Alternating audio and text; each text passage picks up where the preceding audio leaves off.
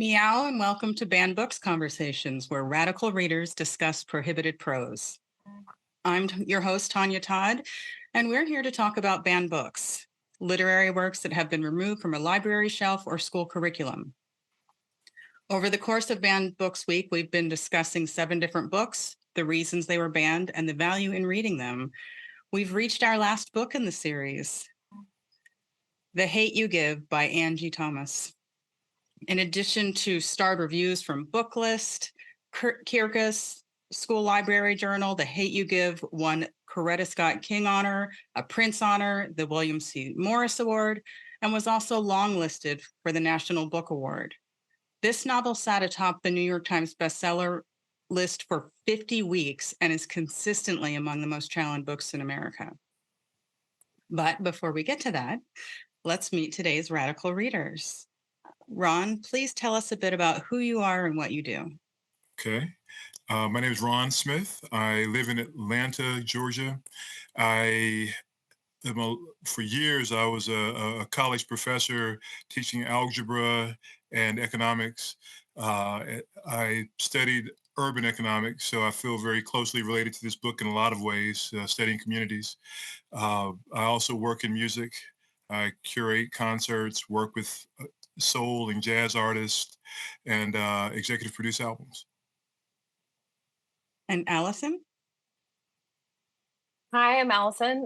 Many of you may know me. I'm a co-host at Femon along with Tonya, and I'm also a writer of screenplays and essays and a host of the show Where I'm From on Instagram Live, where I host different writers and creatives. And we have over 110 episodes, people sharing their poems. So if you're interested, come check it out. And Stephen. I'm Steven Skenadore, coming from Las Vegas, Nevada, and I've been a cop for just over 15 years now. I'm a lieutenant down here. Most of my career is like in different training cops as they're coming out of the academy for, I guess 3-4 years, another 3-4 years of investigations. And now that's what I'm doing now, is kind of supervising investigations for a part of our city. Excellent. So we'll start with you, Alyson. What is it about the banned books conversation that interests you? Well, I am definitely a believer. When I see a book is banned, I know that it has something interesting in it that I need to read immediately because it's making people feel things that are uncomfortable for them. And I'm interested in why that is. I think it was interesting hearing you talk about The Hate You Give and how it was on the bestseller list for 50 weeks and how it is also one of the most banned books. And I think that is because it is so easy to pick up and read. It's so accessible. I've read the book 3 times and I enjoy it every time. And I think lots of times banned books, not only the topic, but the way they tap into that topic is so accessible and people find that threatening. And I'm curious about learning what is so threatening about it. How about you, Stephen? For me, I think it really gives us insight into the power of books themselves. For me, I read a lot, and I really feel the power of books. But when you see that governments or incredibly powerful organizations or whatever the case is try to ban a book, you kind of, for me, that's puts its finger like kind of right on the issue of how powerful a book can be to individuals or for an idea, and how powerful ideas can be, that you find in those books. So for me, that's what's interesting. And Ron? Yeah, I'm piggybacking on Alyson. It's funny that I would pull up a list of the books that have been banned, and I discovered that most of those books, when I was a kid, those are the books that I really gravitated toward. I saw Fahrenheit 451 was one of the books that had been banned. I loved that book when I was a kid. The Catcher in the Rye, The Bluest Eye. I mean, there were so many books that I said, there's a reason that I clearly gravitate toward the things that are making people think. And this is what makes these books sexy to me. So, Stephen, have you had an experience with a book that offended you? And if so, how did that affect you? So I don't think that I've had an experience like that where I can say, okay, this book offended me and walked away from. But I can tell you, I'm Native American. I grew up on a reservation just outside of Green Bay, Wisconsin, and I can tell you, uh, growing up, maybe I didn't notice it as much. Certainly, I notice it now when I read history books that talk about uh, manifest destiny, that talk about, oh, these folks settled here first. This kind of language of, oh, the reason why Native Americans died is this virgin soil pandemic, and there's no responsibility behind that. Like these types of ideas that I'll sometimes see in history books really kind of set me off. You know what I mean? So I can't put my finger on a book, but a lot of history books say those types of things that really bother me and are just historically wrong as well. So Right. Yeah, that is such a good point. Like, history books, the stuff that we're taught in school, that's very offensive because of how wrong they are. Yeah. Ah, Can I piggyback on that too? Oh, sure. Okay. I always talk about the fiction that is masked as nonfiction being that's really what offends me. When you sit there and read a history book and you realize it's a half truth or a lie. And that's the offensive part to me. And that's usually when I go and try to do more research. You know, I was like, okay, this is not complete. And so I'm with you, Stephen, on that. And Manifest Destiny is the perfect example. Yeah. What are your thoughts on this, Allison? I agree with both Stephen and Ron. That feeling of, and it's interesting because people states are changing their textbooks, right, to reflect different views of, like, say, enslavement. There's a big debate about that, and that they don't. A lot of people, same people who are banning these books, don't want there to be a conversation about how enslavement built the financial capital of this nation. They want to have it be some conversation about something else. So I I think that part of the reason they ban these books is because these books are in tandem with these ideas, right? So they're changing the textbooks, and then they also want to ban these books so that there's less, so you can't find these ideas. And I'm with Stephen and Ron, like, the books that offend me are just books that feel wrong to me, that are misrepresenting groups of people, obviously women. That one hits me a lot. I mean, books, I don't like Ernest Hemingway. I don't find him, like, I'm going to throw the book across the room, but I don't really want to read about how rape is fun for ladies, if they just give in to their animal impulses or whatever we can read in a lot of these greatest American novels. I'm not interested in that. So I don't want to ban the book. I don't want to hate it, but I also don't want to read it. And that's my choice to not read it. So, Allison, is there a scenario where you think banning a book is the correct course of action? I don't think so. I mean, I think because of us talking here, like, if you ban a book, then the relationship to it changes. People get interested in it for a different reason, and I just, like, it's up to us, and it's up. And as a parent, I can talk to my kids about books that are available. And honestly, the stuff on, like, TikTok is way more incendiary than any book they're going to pick up.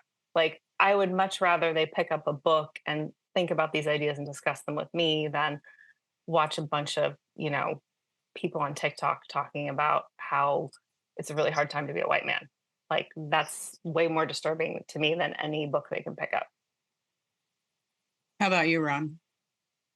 It's funny. Uh, I thought about when you just asked the question. I thought about years ago. I was reading a book, The 48 Laws of Power, and I don't know if you ever read that book, but um, in it lists all these different ways that you can manipulate a situation or handle something. And I had a restaurant, and I left my book on the counter to go fix. I don't know if you know the civil rights leader, Reverend Joseph Lowry, but I'm fixing his food, and he's one of these elderly pastors that came from the civil rights movement. And when I got back with his food, he had been flipping through my book, and he said, "Son, this book is pure evil." And and I said, "Yes, sir. There are some ideas in the book that are evil, But isn't it important for me to know these things, not to use them, but to learn about how to handle them when they're perpetrated against me? And he, to his credit, was like, "Hey, that's a great point. Let's talk more about the book." And so we literally spent that afternoon going through the different laws that that could be used against you. And so, and I say all that to say that even though something might not be exactly aligned with your way of thinking or your way of living, it's still a tool that you can use to better yourself. So I would never ban a book just because I didn't necessarily agree with it. I would use it as the tool that it can be. Mein Kampf, you know, I mean, understanding why other people are interested in Mein Kampf is important. Um, Even though I'm not sitting there going, "Yay, Hitler," you know, so, or "Heil Hitler." So, What are your thoughts, Stephen? I'm really glad he brought up those two examples because I thought, all right, what what are some books that are like just outrageously offensive that exist and that have some popularity? I thought of Mein Kampf, Turner Diaries, maybe, right? That's used for different extremist groups as kind of some inspiration for doing some of the things that they've done. Uh, Machiavelli, I'm sure, is in that, but the book, The 48 Laws of Power. I know the book you're talking about. Certainly a banned book over history. And I cannot say that I would want any of those banned, because when I think of the purpose of history and even the existence of a Mein Kampf, for example, this is the purpose of history is to learn. And so we play those same types of if the history comes back toward us and something's looking like it, we can kind of learn from that, and we can kind of make a different choice. We can go a different direction. And if you don't learn of uh, the power of potentially racism and anti-Semitism, from those parts of history, I don't think that you're likely to succeed in making a better decision if we aren't learning from those things. So I can't think of one. I mean, I guess, I mean, if somebody could come up with a way to, in a book to say, hey, here's how you make a nuclear weapon, maybe all of a sudden I might have a small little agreement that this should not be so publicly out there. But literature, no, I don't see it. So, Ron, we'll start with you this time.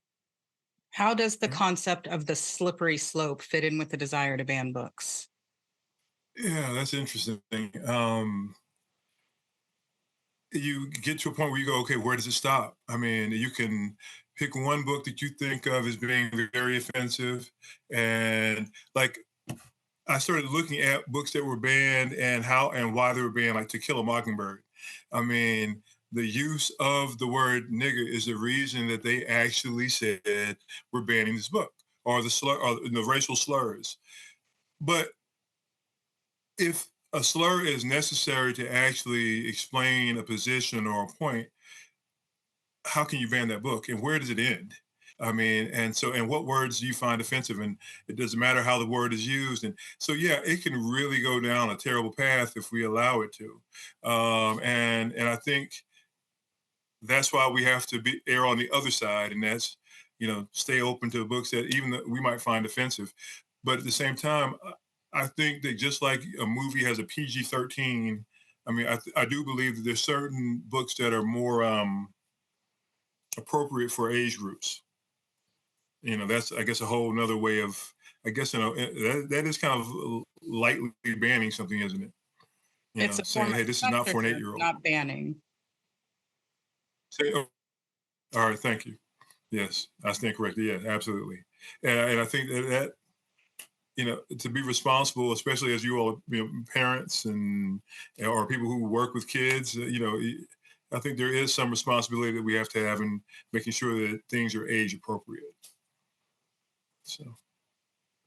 You're a parent, Alyson. What are your thoughts on this? It's interesting because I don't have the statistics, but someone out there does. Many of these books are banned like by a very small percentage of people. Like when you look at the breakdown, it's these special interest groups just really going after books, particularly in Florida and I think other states. And it was interesting too, you talking about age things, because what is a big conversation around that is LGBTQ literature, right? That's a big flashpoint right now, where we don't want young children, and this is a conversation I've had with some parents, exposed to these ideas. I'm using scare quotes because these ideas are what that you are the gender or the orientation that you believe that you are. And to me, those aren't ideas, those are realities. And so I get even nervous around that kind of censorship because I do think there's a value being placed on it, and that makes me uncomfortable. And the same conversation is happening around racism. You know, a lot of people saying, well, I want my child to be a child. I don't want them to have to be exposed to these ideas about racism. And it's like, well, okay, that's a lot of white privilege because everyone else is exposed to and living with the idea of racism. So I feel like the least I can do as a white parent is start talking about it with my kids, you know? Mm. So I just feel like a lot of these bans and this idea of a slippery slope, it's just people being uncomfortable and like you got to get comfortable with the discomfort. Like if we want things to change, if we want a more equitable world, that's what we have to do. And I feel like a lot of people who are banning books and having these discussions actually aren't interested in that direction at all. And that's the point of the bans. And that's part of the reason it gets me so upset. Stephen. So I always get skeptical of any times, you know, somebody's making a slippery slope argument, or I just feel like this is a false argument. What I mean is, in every decision and every debate that we have, even within our own lives, we draw a line somewhere as to how far we're willing to go, or where we're willing to stop. This is what we do with all issues. And so this slippery slope argument makes it seem like you must go to the extremes of one or the other. And I think that that's delusional. That's inaccurate. I think that we have a great deal of choice in where we choose to stop in certain issues, actually in all issues. But so I do get skeptical of those things.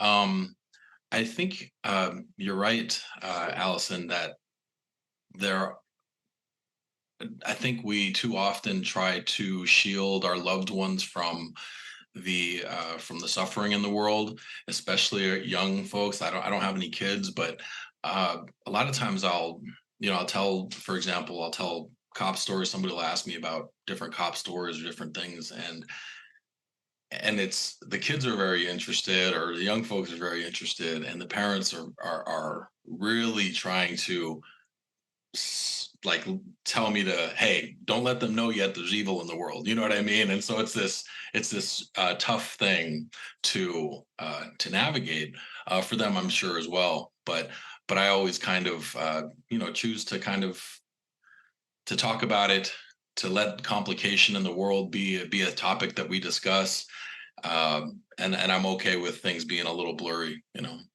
so. So, Alyson, you mentioned that there's been a pattern in the themes of books that are getting banned recently.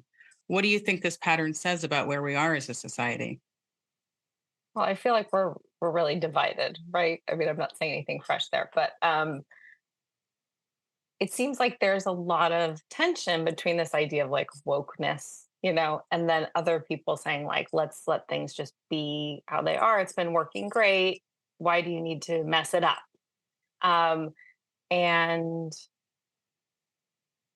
I think anything that's considered woke is being banned, and I think those things are things that are decentralizing white capitalist belief systems and people, and straight people too, cishet people. Like, so I think anything that's like decentralizing that narrative is seen as a threat, and particularly I think in the YA space, because so many young people are reckoning with these ideas, and a lot of kids who are raised in evangelical spaces and other spaces, but primarily evangelical spaces, are not being exposed to these ideas at all.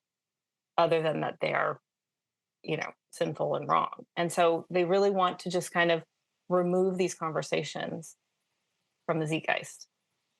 I have a question. You have a teenage child. When you, yes, do you expose these kinds of reading materials to your child? Yes, yes. Okay. And from a young age. And they've both been in a social justice book club. Like, I really do walk the talk, and we read Stamped together, and we talked about it, and we've read, different queer literature together. And I think it makes for great conversations. Right. And I want my kids coming to me with these questions, right? Like, Mhm. I also, we live in very diverse areas, so I just really don't want my kids to be like that asshole, to be honest. Like, from a fully selfish perspective. Right. Like, I really don't want my kid to be like, oh, that guy. Oh, Yeah. Yeah. you I know? almost referenced the character in the book, Right. but Right. Right. She's a perfect example. exactly. Yeah. Exactly. All right. Cool. So I've lost the question. I think we're talking about what this pattern says about where we are as a society, the themes that Yep. are getting banned. Do you want to continue with that, Ron? Well, yeah. What's interesting is, as I said before, in school, my major was economics, urban economics, and at the school that I attended, um, it was not in the business program. It was in the social. It was in the arts and sciences department, and it was because it was treated as a social science. So we were very much aligned with the sociology majors and the psychology majors and the history majors, and you realize that all of these social sciences kind of get back to the same thing, and that is, people taking as much information as they can to make decisions that that hopefully work in their own self-interest and in the betterment of our society. Um, and you discover that typically the bad decisions are made because people will come in with ignorance, and they make decisions that aren't in anyone's interest. And I think that when we talk about things like, because what we've been kind of moving around throughout this whole conversation is critical race theory and this whole idea of, teaching people what was, and with the attempt or the mindset that if they understand what was, they can understand what's going to be. And so there is like this battle, and Alyson was speaking to it, like this conflict, this battle that's actually between people who want to be knowledgeable and other people who understand the power of ignorance. And there is a power in ignorance. So that is what we're talking about right here, and that's what I think so much of this book was about as well. It's just it's safer sometimes to stay ignorant, but ignorance is not bliss. So, you know. Stephen. That's for sure. I think both of you guys kind of hit on a topic that it's a lot of what I got out of the book, which is, like you said, there's so much ignorance that drives a lot of this. You said you didn't want your children to, to be a certain way, to be ignorant, or to not have the knowledge, or to not have discussed or thought about these certain ideas. It makes me think.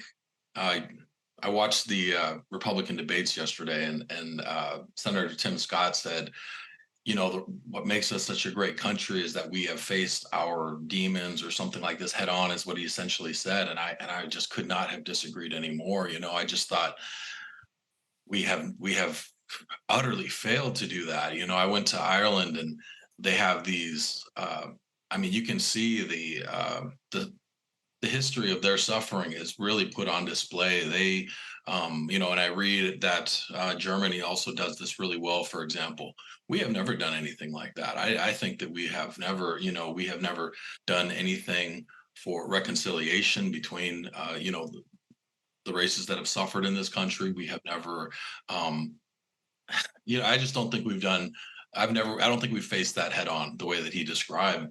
I think that we have largely avoided it, and people still continue to be scared to talk about it. And so it's difficult, when you're trying to, advocate for a certain way, you're advocating, in a way that the other group is ignorant to, even the pieces of knowledge or the things that you've learned our history and the things that are our cultural things that we share, because they're afraid to talk about those things. They're afraid to engage in those difficult conversations that Angie Thomas really laid out for us in the book. I mean, there were so many difficult conversations that and I'm sure all of us have kind of had in our lives that were tough on us and tough on the person we're talking to, because we're trying to find common ground and we're trying to share some kind of a unique experience that informs us.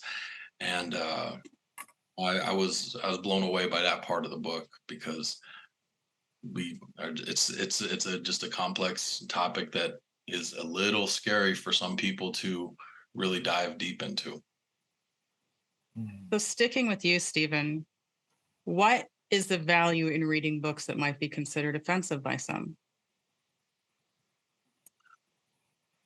I think, I guess I think the value is probably the same as the books that are inoffensive. Just trying to learn something, just trying to, uh, trying to come up with what's most likely correct, or what's most accurate, and trying to make good judgments. I mean, whatever it is you're trying to get out of a book, certainly those are the things that I try to get out of it. Something that I don't know, helps me understand better, or helps me to act better, or helps me to make better decisions, or gain some wisdom from some of these folks. But I think that the same things happen with banned books as they happen with any books, that aren't banned, potentially. So I don't think that it's, I think maybe its unique value is maybe that's where you will find some fringe ideas that you can consider, that maybe you wouldn't have considered should you have left those types of books off your reading list. What about you, Alyson? It's interesting. I just saw this on Instagram. Speaking of social media, it was Bell Hooks' birthday a few days ago. And there was her talking about how, she reads plenty of white guys and she doesn't understand why they don't want to read what she has to say, if only out of nosiness. Hmm. And I just thought that was so funny that she could have humor about it. And she said, she lived in the Bible Belt and read a lot of evangelical Christian literature. And people would ask her, why do you do that? And she's like, well, I want to know what millions of people think. And I think that's the point, right? For me, I read books, many books I choose to read because I get to learn something that otherwise I would have no access to without asking really pointed questions of people I don't know very well, which seems uncomfortable and not respecting boundaries. So I get entree into these worlds and I learn so much. And there's tons of data that supports that reading grows compassion, and not only for everyone else, but for myself. And I find that incredibly powerful. Ron. Yeah, I completely agree. As a matter of fact, when they were talking, I was just sitting and thinking, when I was in college, all right, I like girls. I wanted to actually get to know more girls. And so when I was in college, I would read whatever they read. I wanted to understand their thinking, the things that kind of fuel them. And and so I read, like, if I saw a girl read a book, I was in the library getting that book, or the bookstore getting that book. But I feel that way about people in general. I want to know people. I want to understand people. And if there's something that's not in my world, I want to read it just because it not only expands my thinking, but it expands my understanding of other people.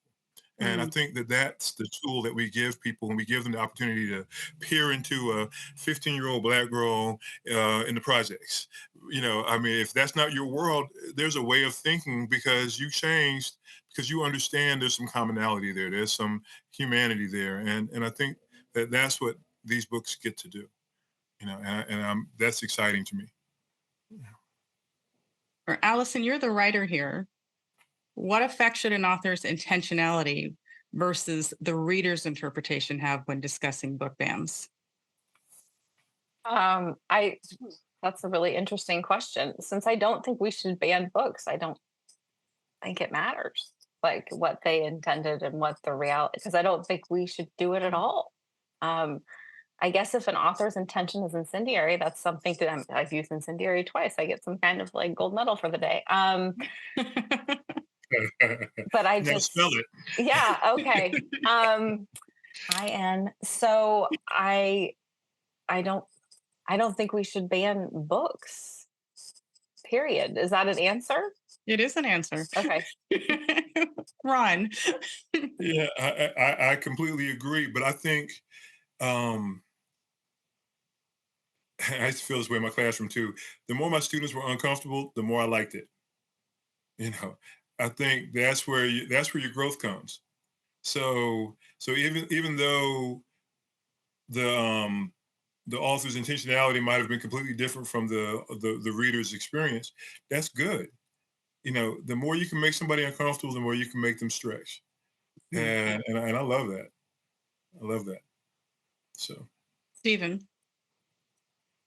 Well, I guess thinking of the question, I think that the intentionality of the author, that's all that they can control. So first of all, I think that's all that they're responsible for. That's all we can hold them to account about. That's all that we can, you know what I mean? In terms of like the association of their work with them, their intentionality is all that they can control, you know, no matter what the particular outcome is. But you know, kind of like the intention of the reader though does have some kind of relationship. You talked about the 48 laws of power, and your particular want to, I don't know, potentially learn something that may be used against you, right? Or maybe whatever the case is. I bought a book out here. You only find this book in Vegas, by the way. It's at the Gamblers General Store, but it's a book and it is 500 page long. It's called Cheating at Gambling. Right? I bought this book. My family came up in casinos, but I bought this book. And so people will see this book on my shelf and they will be like, they will think I am just, you know what I mean? Like a scoundrel or something. But no, this is not the case. I just don't want to be cheated. You know what I mean? Like I've also worked in casinos. I used to deal poker. Like there've been some people cheating, you know what I mean? And I ain't having it, you know what I mean?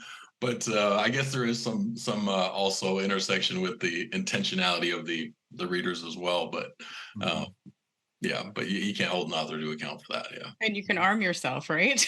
exactly. Yes. So now let's talk about today's banned book. I know Alyson's excited about this. Published in 2017 and inspired by the Black Lives Matter movement, The Hate U Give tells the story of Star Carter, a 16-year-old girl who navigates between her poverty-stricken neighborhood and the wealthy suburban prep school she attends. When she becomes the sole witness to a police shooting of her friend Khalil, an unarmed suspected drug dealer, it brings up issues of racism and police violence in her community. Stephen, you are one of the biggest readers that I know, possibly the biggest reader of all of us here, but you usually don't do these types of shows. What prompted you to say yes when I asked you to discuss this book? Well, during after George Floyd was murdered, I was asked by my sister-in-law, "Hey, could I speak on Zoom to her kids and also like her kids' friends and their family during this?" They live up in Minnesota, and I agreed for the same reason that I'm agreeing now, which is we cannot fear talking about these difficult topics. We have to be open to it, even open to the disagreement, even open to, whatever that is, talking about it. We have so much friction in our society, in our country, amongst each other, and even talking about these difficult things and disagreeing with them respectfully is a really just a real good way of being decent to each other and of having a good proper interaction to try to mend the relationship that that history has brought to us today. I mean, super important, incredibly important book. I also think when I think of this book too, what it reminded me of is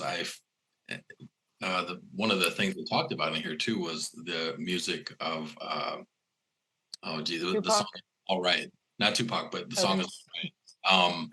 And he was, and this was kind of the theme song for George Floyd protests and Black Lives Matter movement, Kendrick Lamar's song.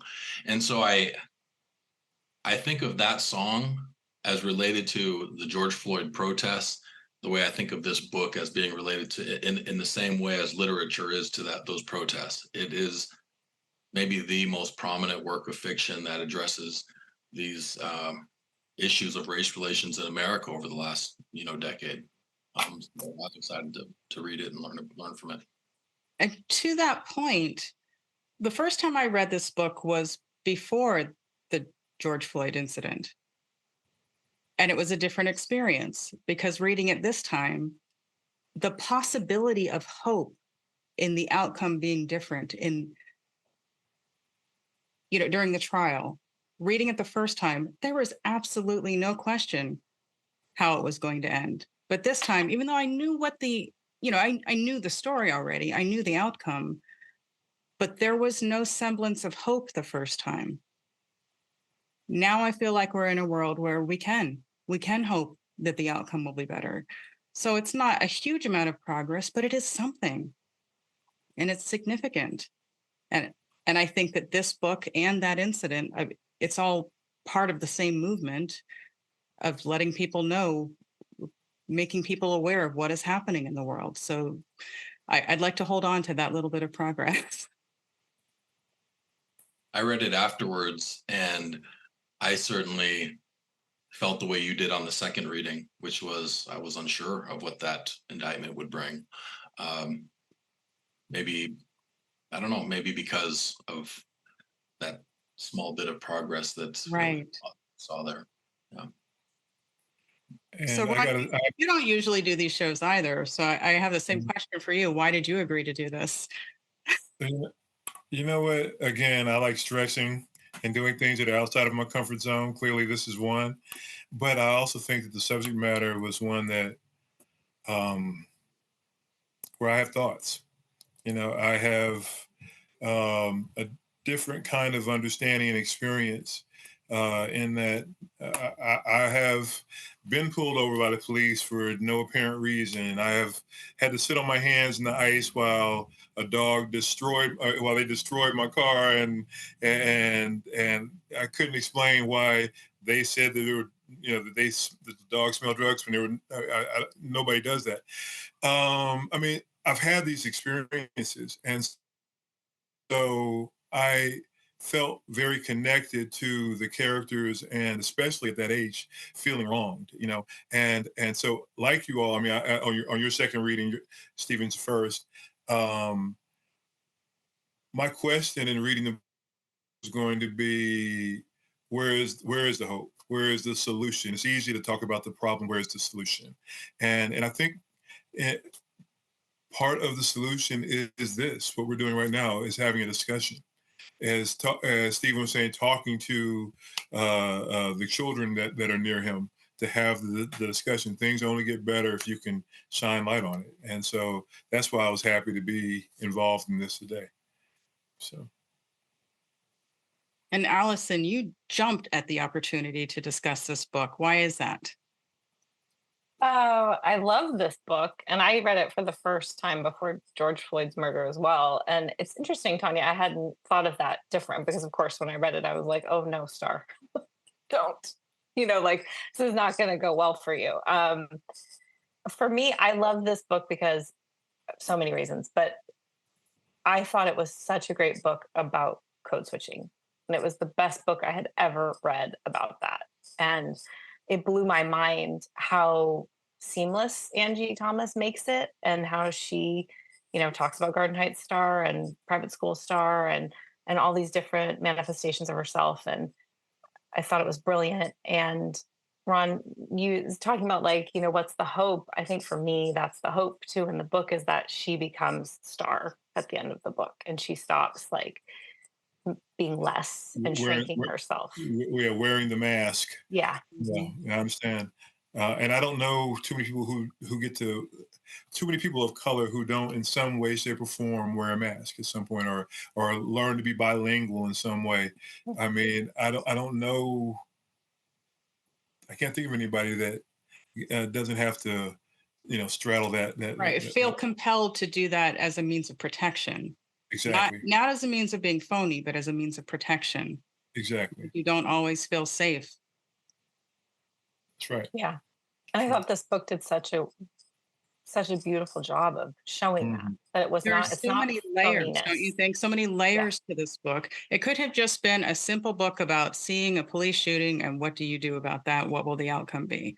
But Right. there are themes of identity and friendship and her, like she's also conflicted. Right. He was not this, beautiful gem of a person who never did anything wrong. He may Right. have been a beautiful gem of a person on the inside, but he did bad things. And there are layers to understanding why he did them, what that means. Shouldn't his life still be valued as a human being, whether he did bad things or not? All of that. Right. Yeah, I thought she did a wonderful job of actually developing each of these characters. I mean, and giving them all their layers. And I thought about like the character Kenya. She was an interesting character to me. There was something. There was like that Haley and Kenya had some similarities. Hmm. You know, Mhm. but you watch Kenya's growth and the ability to just be able to say I'm sorry, or to be able to acknowledge that Star was doing the right thing. I thought there was there were some very interesting characters that were probably in a lot of other stories wouldn't have been as important.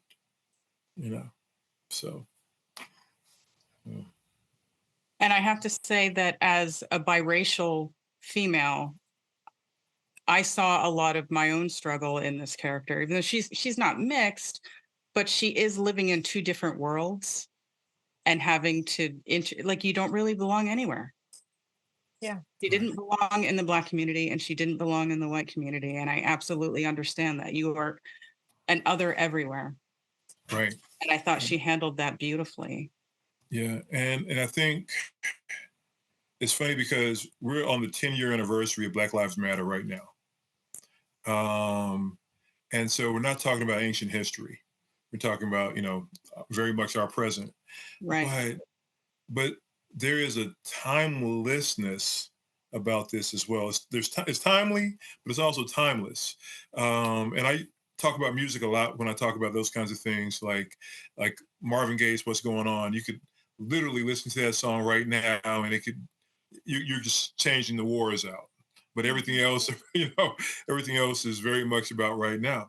And I felt that way reading this book. Like, okay, this book could have been 30 years ago, and I pray that it's not going to be so recognizable to us 30 years from now.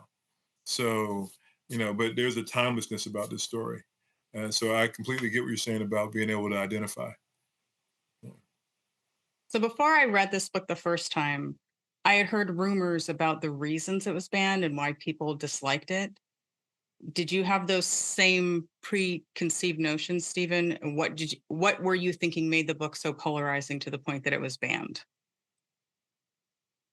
So I did not have a feeling that at the end of this book, I was kind of in disbelief that this book was banned so widely or whatever, because I thought I actually finished it maybe this morning, maybe 5 or 6 hours ago, and so I sat and I thought, what are the large themes that this book is trying to convey or trying to suss out, and I mean, what I kind of came toward, and certainly we all have our opinions on these things, but I thought she Star, and this is one of the timeless parts of this book, is that Star is throughout this and the entirety of this book being pushed in two different directions and feeling like she's needs to be either incredibly radical about this, very militant about it, or does she try to work with the system and try to go through that way? She's struggling with that, dealing with that little part. And I think back to I think back in history, one of the themes of history that this book really captures, that really always interests me, is that dynamic between the radical and then the pragmatist groups, right? You think of Malcolm X and Martin Luther King. Think of Lincoln versus oh geez, what's Webster? Not Webster, but no, I was thinking of the one who ended up martyring himself, and he went to oh geez, he went to the gallows. He went to I forget what his name is. John Brown. Sorry, yes, John Brown. Yeah, you know what I Yes. mean. Oh, yeah. You know what I mean? Yeah, the radical Right. versus the pragmatist, and any of Sure, these issues. And what I thought was that was one of the issues that this book dealt with, and I thought what she comes to in the end when they try to compare the speaker to a gun, and she's being told that this is your weapon, is what she comes to is that peaceful protest, civil disturbance without the violence is for her right way of doing this. This is what this book comes to the conclusion of with Star. I don't know what book 2 will pretend, but this is what it comes to. Who has a problem with that? You know, I was kind of blown away by this, right? And the other thing that I thought of was also this theme that they had, and it kind of just switched kind of right at the end of this book too, was this culture of the culture of like anti-snitching and stuff, right? And so then it gets to the end of this book too, and people will have this concern that this book, I'm certain that was the reason why this is largely banned, is because they think of this as this really anti-police book without probably having read it, I'm sure. But they get to the end of this and they find that the danger in their local society, their little piece of the world here, they need to talk to the cops too, and they choose to talk to the cops and say that to say who started the fire, and make themselves safe by doing that, you know. And so they struggle with these difficult issues, but they come to this conclusion that I don't find to be some kind of extreme conclusion. You know, I don't find to be a reason to ban any of this. I find it to be I don't know. I find it to be something that we all struggle with when we're thinking about these issues. This is a great portrayal of our own internal struggles that when we think about these issues. And I don't think Felt very real, didn't it? sorry.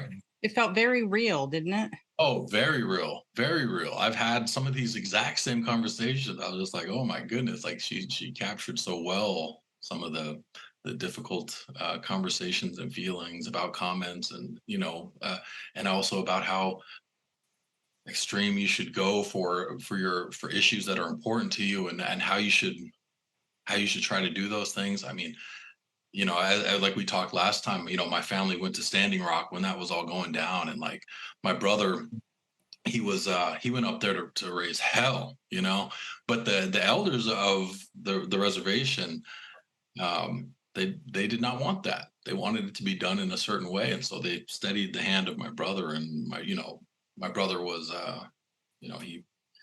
he understood that, and went with the way that community wanted them to go. You know what I mean? So it's just, everybody struggles with that. Yeah. So I found it wonderful. Yeah. How about you, Ron? It's interesting that you talked about some of the other stories within the story, and I was sitting there thinking about the power of Uncle Carlos, the power of her father, and these families that were really whole families.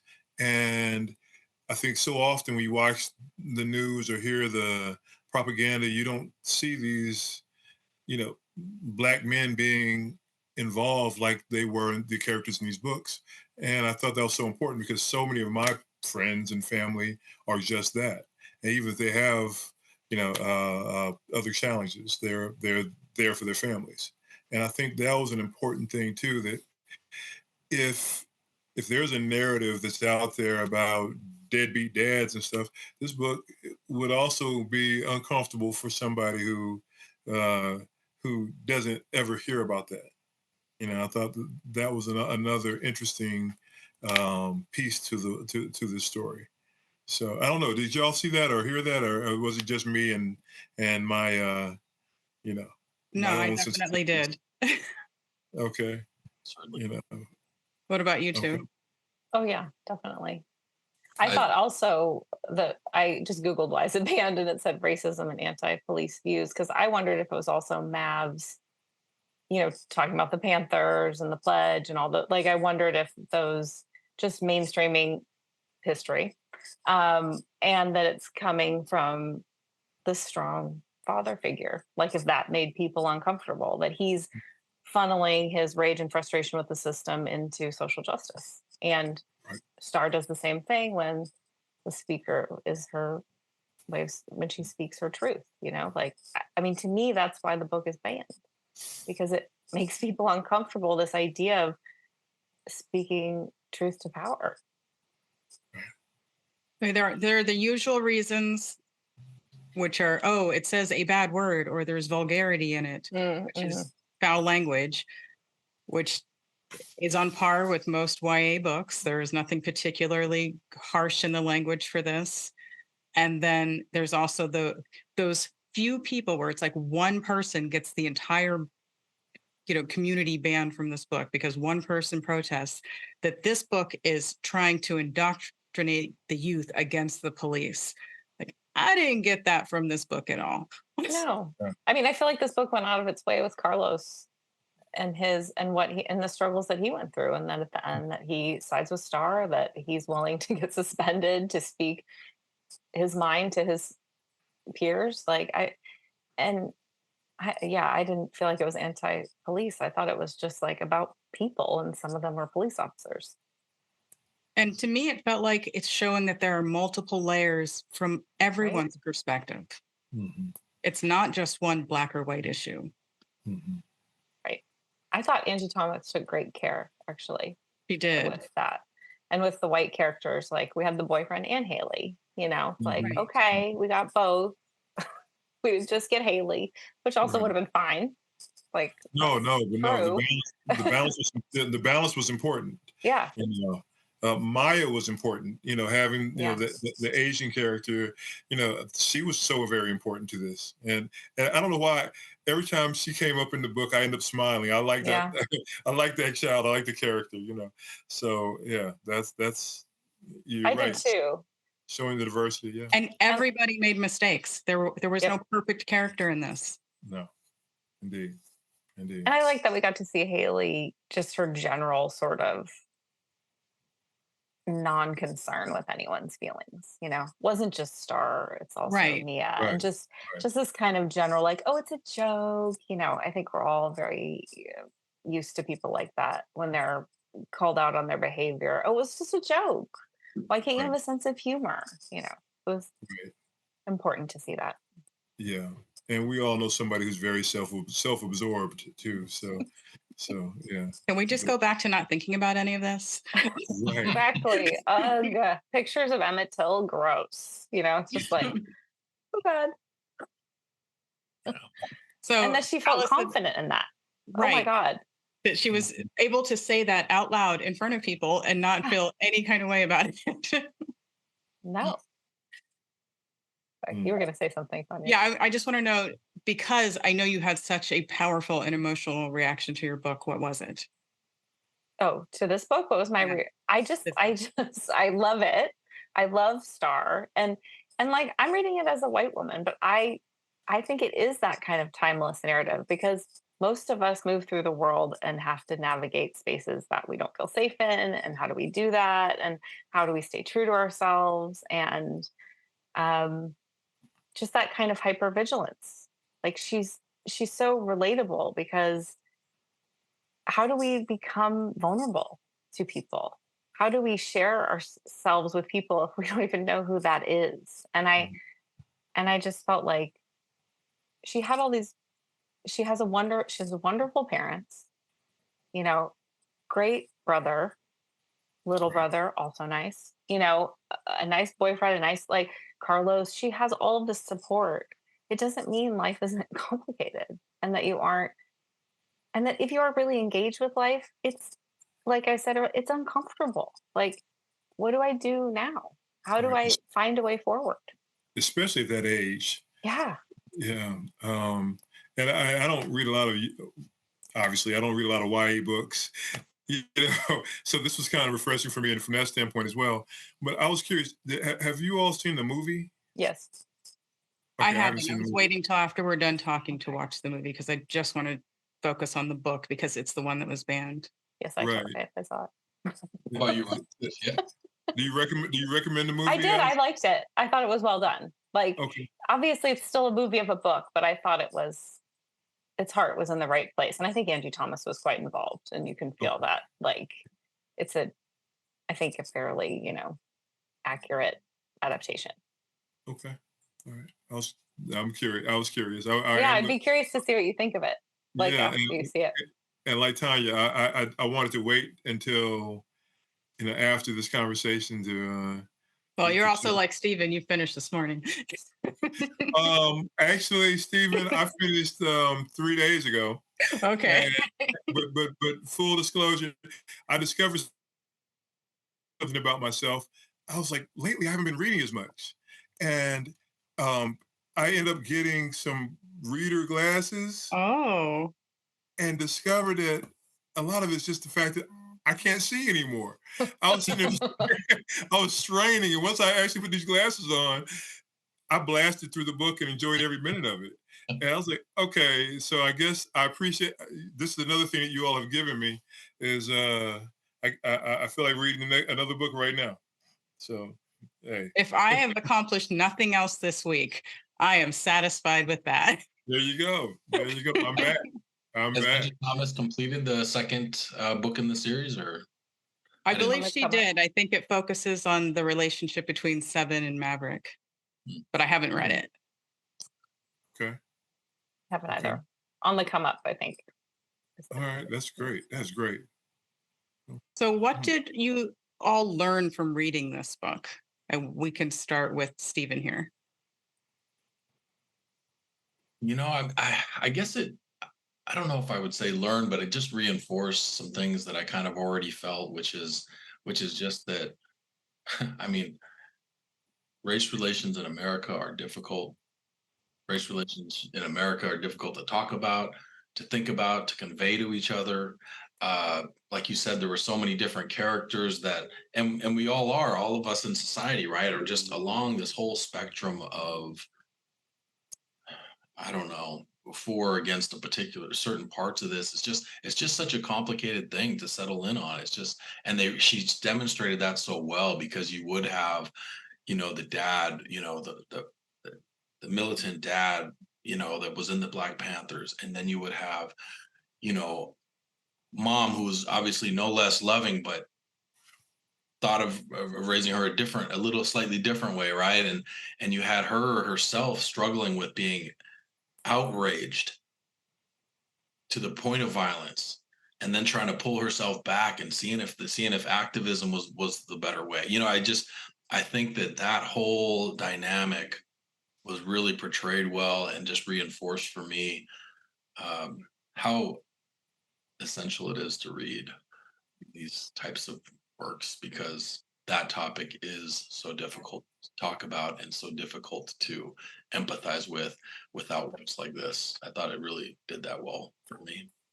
Were you already aware of the talk that happens in so many Black families with their children about how to deal with police? Certainly. Yeah. Yeah. Um, I don't know if my mom ever had a talk with me. I think, but I would bet you that's similar for Native Americans. I grew up on a reservation that we certainly had similar issues. Um, it's obviously not as much national attention on it, but some of the natives that live up in Minnesota, we're trying to kind of make understand that that's more of an issue, not just for Black people, but also for other natives or for other minorities that live in those communities as well, that they also feel similarly. So, but I don't know, I'll tell you this: my mom certainly, like, she came up in a time after Watergate, and so her trust of the government was at zero. She did work with, like, the American Indian movement, which was almost like a Black Panther kind of a thing, like a very extreme group that was trying to do something. But she was very worried for me, you becoming a cop, and she thought that at some point you're going to get into this profession and then somebody is going to ask you to compromise your ethics, and somebody, you know, your supervisors are going to tell you to do something corrupt or something wrong. I mean, I'm, I'm very proud to say that that has not happened. You know what I mean? And I was worried about that too, because of her concern about it. And you would hear, when I started becoming a cop, you would hear about the old times when they would do things like that, and so, I at least my department, I feel, I can, with a straight face, I just can feel like my family will get a fair shake and be treated well, and you know what I mean. Um, And just like hearing about I have worries. involved Black fathers, it's important to hear about that too. Yeah, yeah, but also too, I will temper it by saying I'm not at all confident that most police departments have a culture like that. You know what I mean? I think different departments have these different cultures. I just happen to thankfully be in one that I really am proud of. I'm grateful for that. What about you, Alyson? Were you aware of the talk? Okay, I was like, what's the Which question, right? Yeah, I was. Yeah. And I have a variation of the talk, like, when you're with your Black friends, if you're involved, if you have an interaction with the police, shut up, do what they ask, because you're not going to be the one who gets in trouble, gets abused, so don't feel confident that you won't be causing trouble for other people. So it's not the same, but I just think it's important to have an awareness that the people you're with are more vulnerable than you. Yeah, that's absolutely important. And I think that in itself is a reason for people to read this book and have the understanding that there are just different circumstances for different people. And it's not your fault, but you should be aware of it. And this is how you handle it. Awareness is power. Yeah. And it makes you a better friend. Like, to me. I will say this too. I told you about being pulled over that time driving between DC and Baltimore, and you almost feel like, oh, haven't I grown out of this? I mean, I know you pulled me over when I was a teenager. I know you pulled me over when I was 20, but in my 40s, you're still pulling me over. And why? I'm sitting here driving with an elderly man, and now you got both of us laying out here. But I will tell you this: I remember my takeaway from that day was the reason that I was told that I was pulled over was because I was driving with an obstructed view, and I had been in a hotel that had the valet ticket was hanging on the rear view mirror, and it was half an inch beneath the actual mirror itself, and that was the obstructed view. What it did though was it allowed me to take that ticket and go back to my classroom and talk to my students, and that was our having the talk. That was our talking about, you know, how you stay professional, how even though this guy is red faced and spitting in my face talking, I've got to stay even. And having those talks with my students was for me to take away. It was okay. This is why this is a good experience. This is why this happened, so I can have this life lesson and hopefully share it with these kids. I think the book, in some way, does that for a whole lot more people than I ever could do in a classroom. It gives people an opportunity to have that conversation, and I think that's huge. And I thought it was beautifully crafted, beautifully done, and and I hope that there's some family right now using this as a tool to actually prepare, some kids for that moment if and when it happens. So, and I'll, I'm sorry. yeah, no, I'm sorry. I was just going to say, it kind of reminded me, also with Alyson talking, that when I talked to those kids, for example, in Minnesota, that was one thing that they had asked me, is like, oh, what should I do, right? If I saw a police officer interacting with somebody and I thought something was wrong or like something was not right or whatever, and you're right. And that the advice I gave them, and it's something else. And I would just, request that you share with them is just be a good witness, right? I mean, like those folks that were there with George Floyd and with what they did and the power of that. I mean, I think they actually gave the woman who filmed that like a Pulitzer Prize or something like this, right? I mean, because of the powerfulness of just having borne witness to that and sharing that with the world. But no, it just kind of reminds me of that too. I hope so too. That's Yeah. Ron, earlier you talked about the potential to censor the book or not this book in particular, but books in general for kids that are too young for it. You know what? And you asked me what I got out of this conversation. I'm sorry to interrupt, but Alyson, you helped me change my vote. And that's what these conversations do. Yes. They help give you different perspectives and consider different ideas. Absolutely. Hey, thank you. Yeah. I do think an opportunity to have conversations and to actually discuss it with kids at different ages is great. So thank you.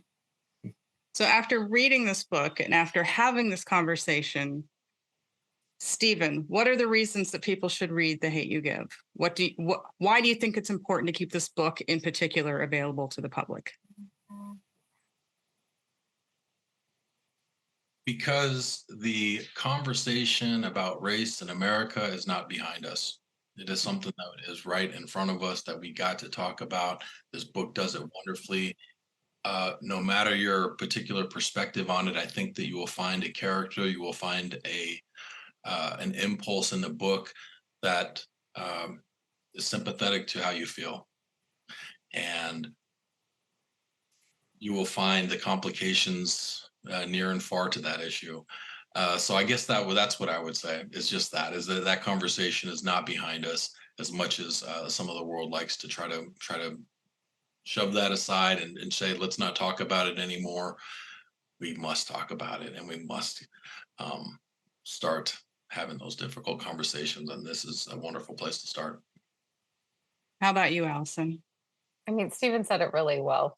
I agree wholeheartedly. And I think this is a modern classic. Like, I feel like this is a book that we will refer back to and people will read, not only because it'll hold up because of the timelessness of it, but it is also a real view into what was happening. And like you say, Ron, I hope it's not still happening in 50 years. Like, I hope we look back. I mean, that's how I feel about gun violence in general. I really hope that we look back on this time and think, how did we let this madness go on so long for our children and our citizens? And so I hope this feels historical in that way. And I did think the book spoke so eloquently to the trauma Star suffered, not only because of racism, but because of gun violence and the death of her two friends. And I think that message is an important one. Like, the scars that we're giving our children, they'll never go away. True. And Ron, we'll give you the last word. Okay. It's funny. A lot of times when I read, I try to read fiction and then I read a nonfiction. I read a fiction and nonfiction, trying to keep some balance. And I remember like one time reading Sun Tzu, The Art of War, and then reading Shogun by James Clavell, and discovering it was kind of the same story, and one made me want to understand the other better. And I'm hoping that happens with this too, that someone reads this fiction and they want to understand the history better, because because we can't afford to toss our truths away and calling it critical race theory and woke and all that kind of stuff and making it so hard for people to actually shine light on what is real. And I hope that this book will help fuel the momentum to get people to actually deal with what is real and understand each other better. So, the end. That's all I got. Very well said. Well, thank you all for your wonderful input and for wrapping up this year's series with just such a powerful discussion. Before we wrap up, Ron, where can people find you and support your work? I am doing the project that I'm working on right now is called the Soul Symphony. It's going to be February the 16th in 2024 at the King Chapel at Morehouse College. There's an orchestra that's backing 5 soul and jazz artists. And my hope is that it becomes one of those things that we film for a documentary, and but it allows for for different generations to appreciate the same music.